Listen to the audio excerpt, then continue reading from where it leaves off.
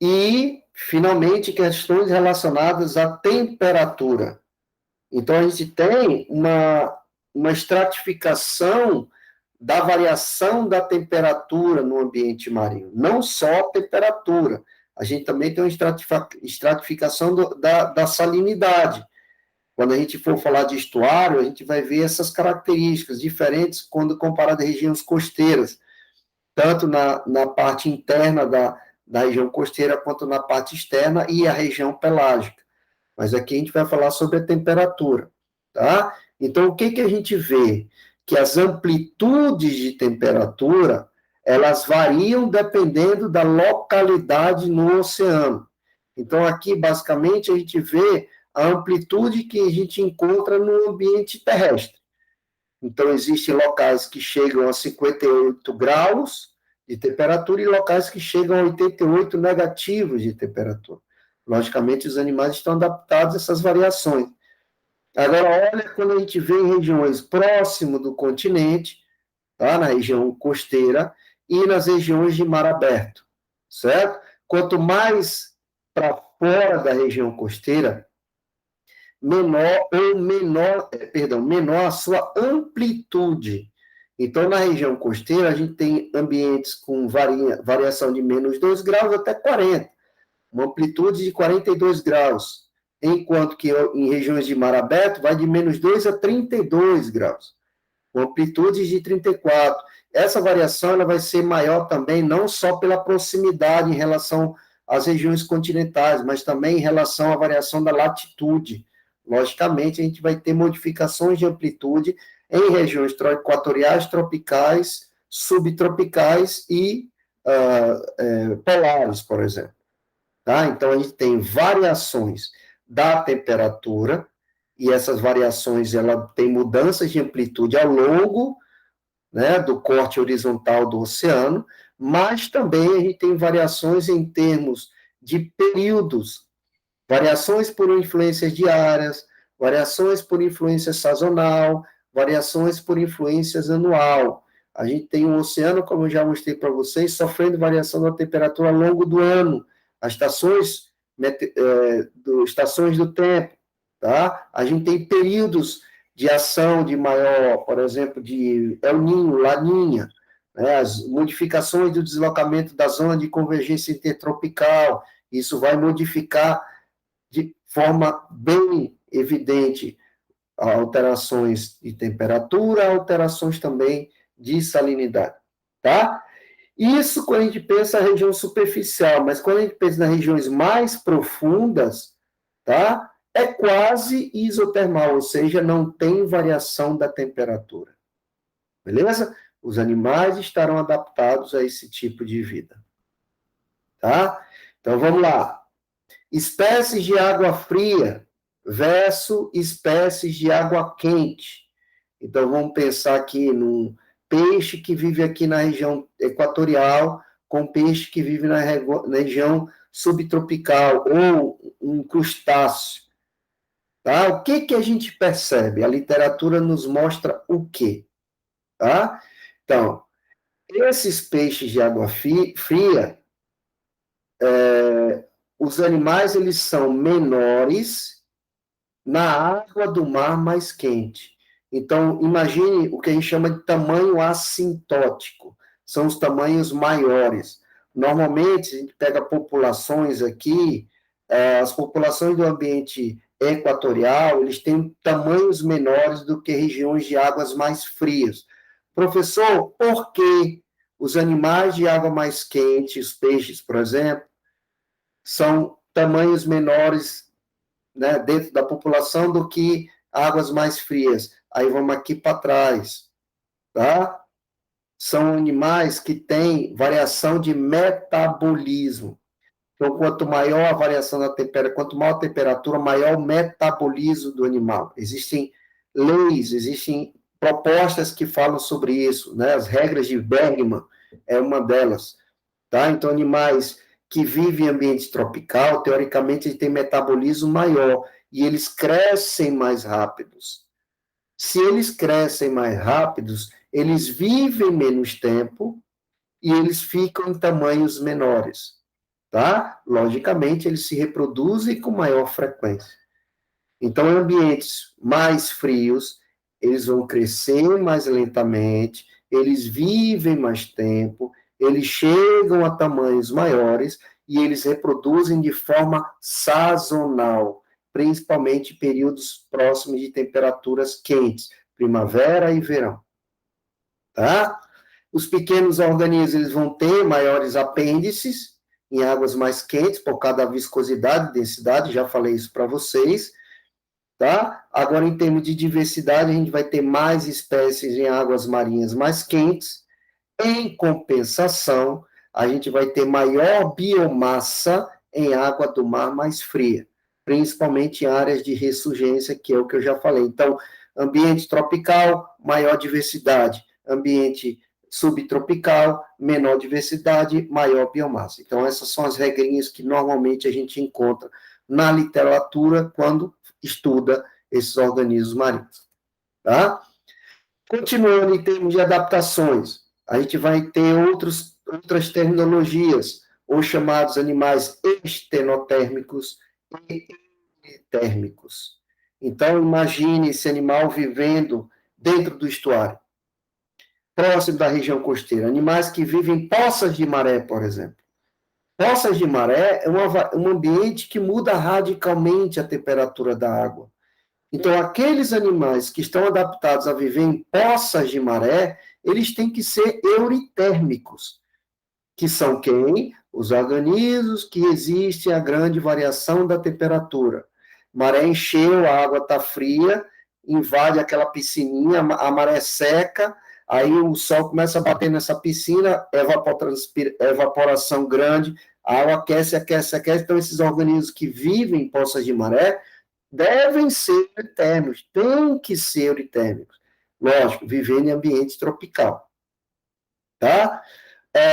Normalmente são animais que vivem mais na região costeira, porque são regiões que sofrem maiores o quê? Amplitude da temperatura, como eu mostrei aqui para vocês, tá?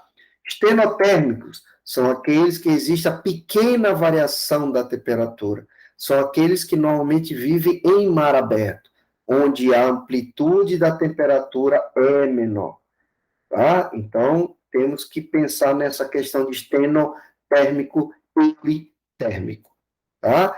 Não é só com relação à temperatura, a gente tem com relação à salinidade, só que nesse caso a gente chama de estenoalino e eurialino, tá? Então, vamos para eurialino, organismos que existe a grande variação da salinidade.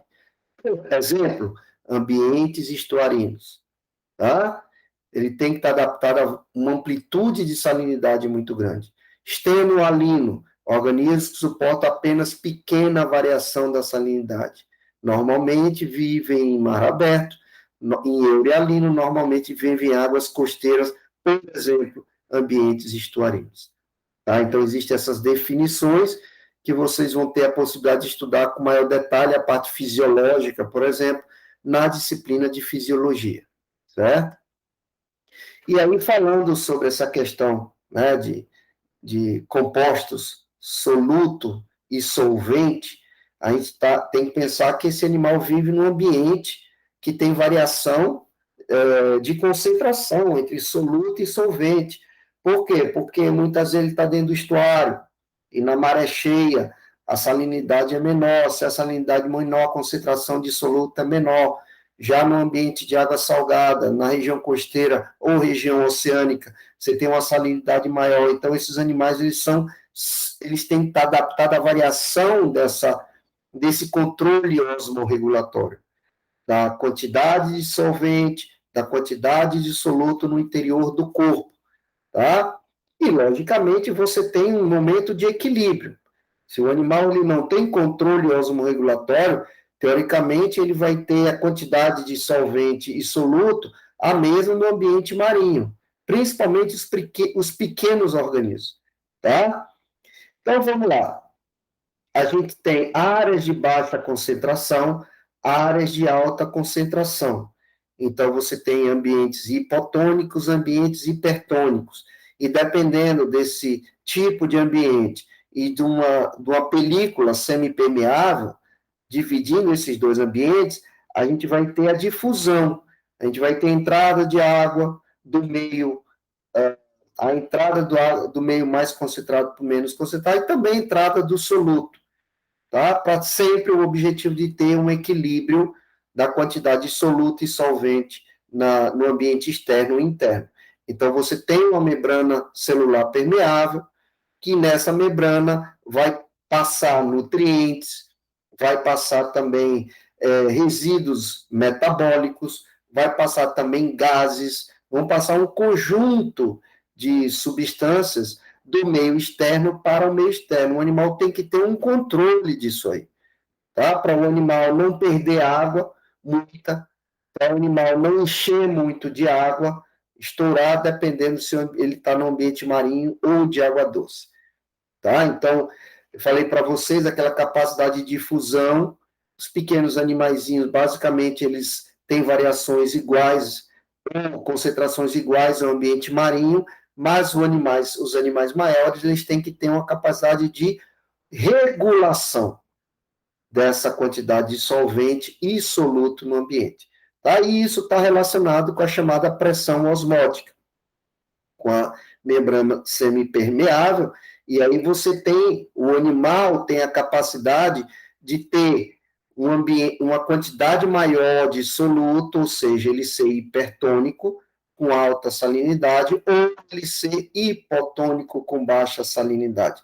Ele tem que ter gasto energético para fazer isso. Tem que estar adaptado, fisiologicamente e morfologicamente, para controlar essa quantidade de solvente e soluto. Então, dentro dessa perspectiva, a gente tem três situações.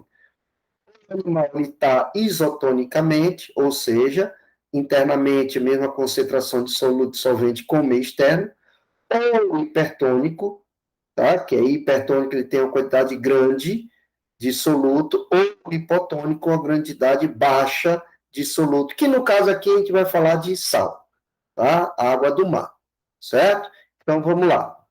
Então, analisando essas questões das relações da concentração de soluto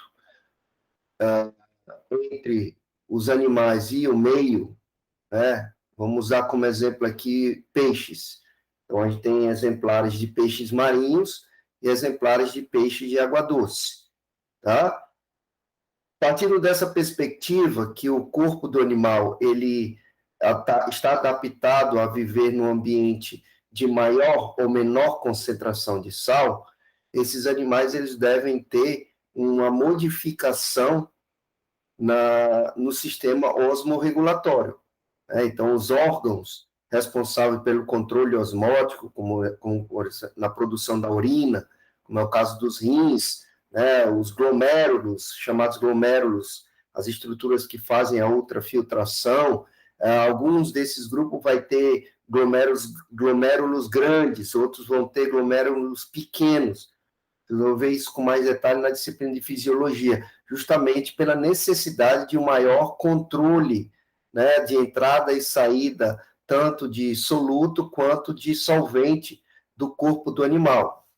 Mas, basicamente, o que a gente vê é que o corpo inteiro do animal, incluindo a pele, né, as regiões bucais e, principalmente, as brânquias, são sistemas de controle dessa entrada e saída de soluto e solvente, certo? Então, dependendo da situação, se o animal ele está na água doce ou água do mar, esses processos de difusão e de saída, né, ou de gasto de energia para controlar a entrada e saída de soluto e solvente vai ser diferente.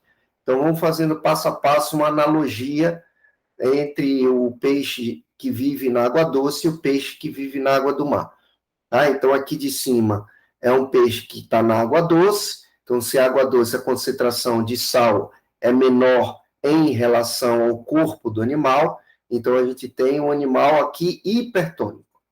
Tá? Ao passo que aqui você tem um animal vivendo na água salgada, a água salgada observa a diferença na concentração dos dos compostos iônicos aqui da água doce para a água salgada, que é muito maior, tá? Então, aqui o animal, ele é um animal considerado hipotônico. Então, mais soluto na água do mar, menos soluto no corpo do animal. Aqui, mais soluto no corpo do animal, menos soluto na água na água doce. Certo? Então, bora ver as setinhas que mostram as diferenças no processo de controle osmorregulatório. Então, por exemplo, aqui você tem a boca. Normalmente, a boca, né, o acesso à captura de uma presa, então, os animais, eles ingerem tanto comida, tá, como água, né, e, logicamente, ele vai estar ingerindo íons aqui. Então, no ambiente de baixa concentração de sal, ele tem a necessidade de absorver íons. A boca auxilia nisso aí, assim como a água. No peixe de água salgada também é o mesmo processo. A boca serve como instrumento de captura, ele também ingere água, e ele ingerindo água, ele vai ingerir grande quantidade de sal, nesse caso aqui, que é um ambiente salgado, então ele vai ter que controlar a saída desses íons, e aqui controlar, não controlar para manter o sal aqui. Aqui ele tende a perder mais sal. Tá? Então, vamos lá. Boca entra tanto água quanto íons, certo? Brânquias, tá? Vocês veem que as setas modificam o sentido. Num peixe que vive água doce, ele trabalha, né? Existem bombas na brânquia, bombas de sal, para entrada de íons, tá? Porque ele está no meio menos concentrado, então a tendência é ele perder íons. Mais concentrado, menos ele perde íons, e as brânquias aqui trabalham com bombas justamente para retirar a água sal, os íons da água doce para o interior do corpo. Observe que aqui inverte. Como ele é um animal hipotônico, tá? Então ele tende a perder, ele tende a retirar o sal que está dentro do corpo dele para fora, para ele não ficar com grande concentração de sal no interior do corpo, porque o meio é hipertônico e o animal é hipotônico. Então, ele gasta energia para retirar sal do corpo para fora do corpo, para o meio. Então, mudam as setinhas aqui na região branquial. Tá? Vamos agora para a região epidérmica. A gente vê aqui duas setas. Uma seta saindo substância, certo? Isso aqui são íons saindo por difusão simples, porque aqui é meio mais concentrado de sal para o menos concentrado, então é por difusão, sem gasto de energia, tá? E quando a gente olha aqui, inverte o sinal, tá? A gente tem os íons entrando, aqui, a gente tem aqui a água saindo, tá? Por osmose, justamente aqui porque ele está no meio, e ele é um organismo hipotônico e está no ambiente hiper, então ele tende a perder água aqui por osmose, certo? Então a seta de saída do peixe de água salgada aqui na pele é de água, enquanto que aqui é de íons. E a entrada na região epidérmica também muda. A entrada aqui, nesse caso, a saída é íons, a entrada é água. Tá? Por quê? Porque ele tem aqui, ele é um animal hipertônico, o meio é hipotônico, então ele tende a entrar a água por osmose, enquanto que aqui é o contrário. Você tem aqui a entrada não de água, mas a entrada de íons, justamente pela diferença do meio, né, hipertônico ou hipotônico, em relação ao corpo do animal, que no caso da água doce é hipertônico e o animal na água salgada é hipertônico. Então, as setas também se invertem no sentido tanto da entrada de água quanto na entrada de íons e saída de água e saída de íons, dependendo se o animal é de água doce ou água salgada. E, finalmente, o sistema aqui renal, né, os rins do animal, com presença dos chamados glomérulos, que eles promovem os processos de ultrafiltração, reabsorção e a excreção, tá? E nessa excreção, logicamente, ele vai liberar urinas.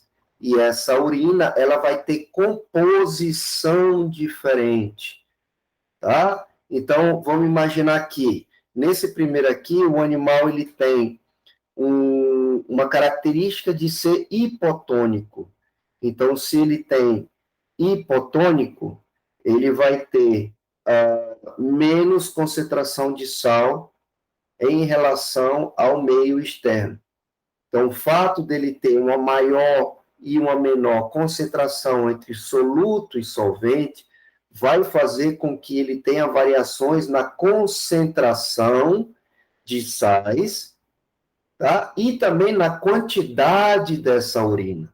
Então, o volume vai ser diferente, dependendo da situação, se o animal é de água salgada ou se o animal é de água doce. Então, aqui ele é um animal que tende a entrar muita água, certo? Então, entra muita água por osmose, ele ingere água também pela boca, certo? E aí ele vai estar hipertônico, como entra muita água, ele tende a urinar mais, tá? Enquanto aqui, como ele perde muita água, a água entra aqui pela boca, mas ele perde por osmose muita água, porque é um animal hipotônico. Então, ele perde água aqui, ele tende a urinar menos, certo? Então, essas são as diferenças que a gente vê em relação aos animais de água doce e água salgada, tá? Além disso, esses animais têm também, né, as adaptações para a troca gasosa. Então, você tem as regiões branquiais, nessas regiões branquiais eles apresentam lamelas, situações parecidas que a gente vê nos crustáceos, e aí o animal engole água, essa água passa por essa câmara, parecido com o que a gente vê nos crustáceos. E, logicamente, o fluxo de água faz com que as brânquias, as lamelas absorvam oxigênio dissolvido e liberem o dióxido de carbono. Logicamente, isso é encontrado em animais de grande porte. Os pequenos, basicamente, é por difusão. Tá? Vamos finalizar. A gente tem com relação também à capacidade de visual. Tá? A gente observa o ambiente marinho como um ambiente transparente. Tá? Então, por isso, tá? Os organismos tendem a ter boas visões. Logicamente, vai ter algumas variações dentro de cada grupo, mas muitos organismos marinhos vão observar, visualizar bem. Então, a percepção visual, ele é muito bom, tá? Em alguns organismos. Logicamente, outros que são animais predados têm adaptações para evitar essa predação, como é o caso, né, de quinidários e quitenófilos. Mas não é só isso. A gente tem outras estratégias para evitar a predação, tá? Então, a gente tem o que nós chamamos de camuflagens, tá? Então, chamadas colorações crípticas, tá? A gente chama de camuflagem através de padrões de cores e o contra-sombreamento. Então, aqui vocês estão vendo a camuflagem. O organismo ele vai apresentar características, variações do corpo que confundem em relação ao substrato. A gente vê muito isso em polvo, a gente vê muito isso em peixes que vivem em ambientes de substrato consolidado. Tá? Então, é a camuflagem, que vocês sabem o que significa. Agora, contra-sombreamento, a gente vê muito, por exemplo, em peixe. Então, aqui a gente está vendo o exemplo de uma solha. Então, a solha é o tipo de peixe que vive em ambiente próximo ao substrato. Vendo de cima para baixo, vendo o peixe de cima para baixo, ele tem um lado do corpo escuro, tá? Com a coloração semelhante ao substrato. Agora, vendo o peixe de baixo para cima, ao outro lado do corpo dele é branco, justamente para confundir o predador, dependendo da posição que ele esteja. Se o predador estiver acima dele, vai confundir o animal com o substrato. Se o predador estiver abaixo, ele estiver na coluna de água, vai confundir com a coloração superficial da água. Então, isso aqui a gente chama de contra-sombreamento. E camuflagem, que fazem parte da chamada coloração críptica. Tá? E existem também as colorações disruptivas. Tá? Disruptivo, na maioria das vezes, o animal ele tem o corpo formado nessas listras, como a gente vê em zebras, por exemplo. Tá? Mas a disruptiva pode ser dois processos. Quando o predador ele tem uma adaptação, uma modificação que faz com que o predador não saiba basicamente a região anterior e posterior do corpo, tá? Então aqui confunde dois olhos, um olho da região cefálica mesmo e outra mancha na região posterior, que confunde a posição do corpo do animal, isso é uma coloração disruptiva, ou quando o animal vive em bandos, e ele tem esse tipo de coloração que o predador não consegue identificar o indivíduo, onde começa e onde termina o indivíduo. Coloração disruptiva, mais fácil de lembrar, são as zebras, mas a gente tem alguns organismos, alguns peixes, que vivem em cardumes, e eles podem ter esse tipo de adaptação, justamente para confundir o predador na hora do ataque, certo? E aí, migrações. Então, eu falei no início da aula com relação às migrações verticais diárias, tá? Então, os animais planctônicos, eles sofrem migração, de dia eles estão mais acima, próximo da superfície, à noite eles estão mais em áreas mais profundas. Então, aqui, por exemplo, você tem a profundidade, 0 metros, 500 metros e 1.000 metros de batimetria, e aí você tem a variação do dia. Então, você tem o tempo da noite, o dia, né, está o entardecer e o amanhecer aqui. Tá? Essa imagem que vocês estão vendo aqui é exatamente a camada de dispersão profunda, certo? Então, é a camada que a gente tem de fitoplâncton, de zooplâncton, perdão, vivendo ao longo da coluna d'água. Então, todos os dias, esses animais promovem essa migração vertical, dependendo do momento. Então, se a gente tem luz solar, certo? Então, a gente tem a penetração da luz solar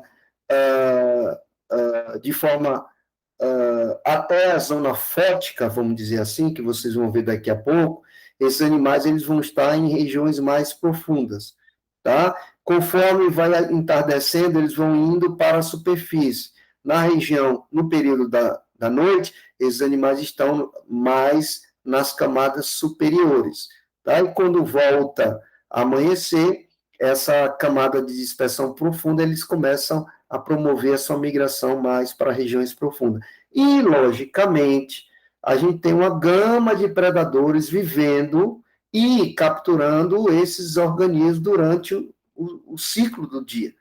Então, a gente tem grupos, né, em regiões profundas, consumindo esses organismos no período do dia, depois, no período crepuscular, outra diversidade consumindo esses organismos, e à noite, outra diversidade também. Então, são adaptações que esses animais mudam também em relação a períodos de alimentação, justamente por causa da presença e ausência de suas respectivas presas. Beleza? Muda completamente, né, a cadeia de alimentação dependendo do momento do dia, certo? E esses animais, além disso, a gente tem as chamadas o controle, né? O animal tem que ter capacidade de controle para natação. Então, muitas vezes, no ambiente marinho, dependendo das regiões mais profundas ou superficiais, esses animais devem sofrer pela pressão da água, né? Então, a gente vive na superfície aqui, a gente vive a 1 atm, certo? Existe uma regrinha que a cada 10 metros de profundidade, a 10 metros, aquela coluna da água, ela aumenta cerca de 1 quilo por centímetro quadrado. Isso representa 1 atm. Por isso que quando a gente mergulha e desce a 2, 3 metros, o ouvido começa a doer. E a gente tem que compensar esse ouvido para que a pressão interna, né, do ouvido interno, ele se torne equivalente à pressão externa, justamente por causa dessa mudança da pressão da água em ATM. Então, se você mergulha 10 metros, você muda 1 ATM. 20 metros, muda 2 atm e assim vai. Esses animais, eles têm que ter controle dessa pressão da água para poder ter capacidade natatória. Então, muitos organismos, principalmente os peixes, eles vão apresentar o quê? As bexigas natatórias, que são câmaras de ar que vão alterando o seu volume e favorecendo o impulso desse organismo. Ele gasta menos energia para poder se locomover na coluna da água. Só que muitos organismos, eles não têm essas bolsas, tá? E aí eles vão utilizar, por exemplo, presença de óleo no corpo. Então, por exemplo, os tubarões. Vocês vão ver nas aulas de zoologia que tubarões, eles possuem o volume do fígado é muito grande.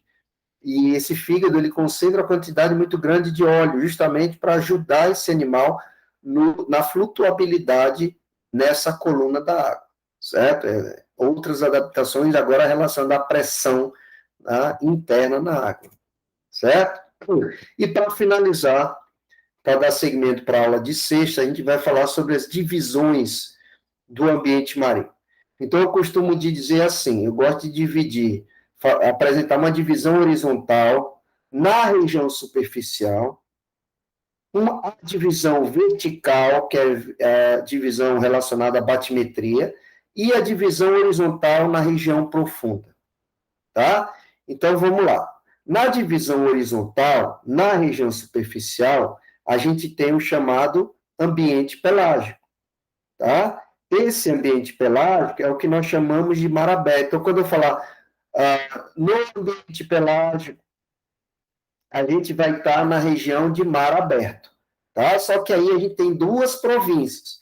Uma província mais próxima da costa, que é até 200 metros de batimetria, e a província chamada de província nerítica, e a província oceânica, que é abaixo de 200 metros de batimetria, certo? E ao longo desse deslocamento, a gente tem o assoalho oceânico se aprofundando. Começa a zero, que é a região de supralitoral, e vai até 4.000 metros de profundidade. E aí a gente pode separar, tá? Em termos de capacidade de penetração da luz solar. A gente chama de zona eufótica, tá? Ou zona epipelágica. Epipelágica, região superior da região pelágica. Zona eufótica é onde tem a penetração da luz solar, basicamente até 100, 120 metros de batimetria. Depois a zona disfótica, que é uma zona de redução drástica da luz solar. E, finalmente, a zona afótica, zona completamente ausente de luz solar. Eufótica pode ser chamada de zona epipelágica, disfótica, zona mesopelágica, afótica, dividida em zona batipelágica e abissopelágica. Tá? Então, vamos ver aqui, ó. Ambiente pelágico. No ambiente pelágico, a gente tem a província nerítica e a província oceânica, como eu mostrei aqui para vocês. Isso aqui é o ambiente pelágico, tá? Ele começa na região de variação de quê? Da maré. A província nerítica, ela começa na variação da maré, ou seja, região litoral, tá? A gente chama intertidal também, pode ser chamado. Acima aqui é supralitoral, que ou seja, é a região de praia, onde tem variação da maré, é a região litoral, tá? Que pode ser chamado de intertidal, e depois você tem na plataforma continental aqui, a região costeira interna e externa. Então, a província nerítica, ela começa na região de variação da maré e na região costeira interna e interna, certo? Então, aqui, região da província. Abaixo de 200, a gente chama de zona pelágica, que é subdividida em epipelágica, província oceânica, que a gente divide em região epipelágica, mesopelágica, batipelágica e abissopelágica. Tá? Então, a gente tem epipelágica, zona eufótica, zona que tem penetração da luz solar. Mesopelágica, disfótica, menos penetração da luz solar. E batipelágica, abissopelágica, zona completamente ausente de luminosidade, ou seja, tá? A partir de 1.000 metros até 6.000 metros de profundidade, a gente vai ter a ausência total de luminosidade, tá? E aí você tem toda essa região aqui no sentido horizontal e em termos de batimetria. Agora a gente vai falar sobre a região, a divisão horizontal aqui do fundo oceânico, tá? Aí eu falei para vocês, supralitoral, tá? Província subnerítica, tá? Então, supralitoral, subnerítica. Então, esse subnerítica faz parte da província nerítica, tá? Suboceânica faz parte da província oceânica, certo?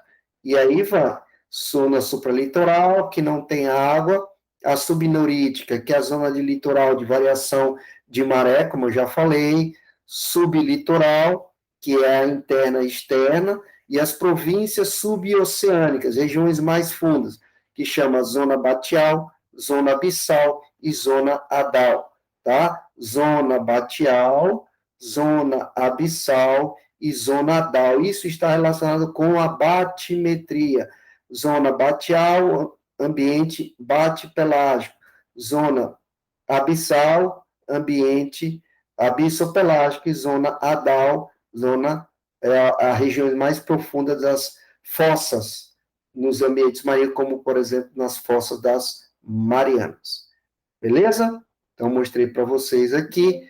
E para finalizarmos,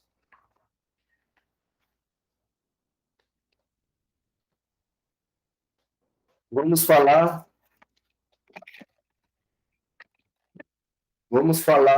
da variação do oxigênio. A gente tem variação da luminosidade. Se a gente tem variação da luminosidade, a gente vai ter a variação do oxigênio dissolvido na coluna da água, porque a gente tem os organismos autotróficos e eles produzem oxigênio, assim como a gente vê no ambiente terrestre.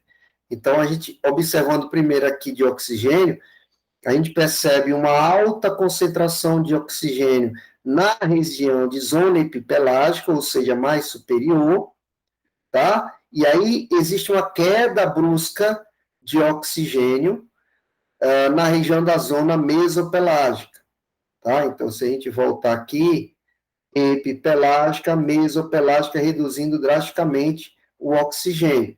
E aí, logicamente, ao longo da região bate-pelágica e abissopelágica, você tem o aumento graduado de oxigênio, certo?